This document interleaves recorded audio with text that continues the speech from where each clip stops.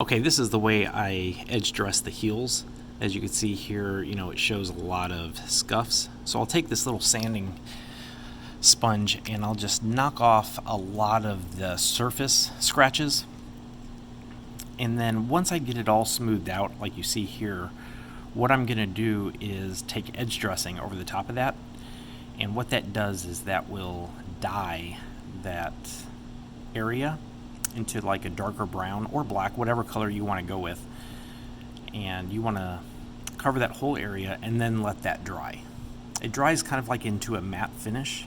And then if you want to polish it up, you'll get some wax polish and rub that in over the top.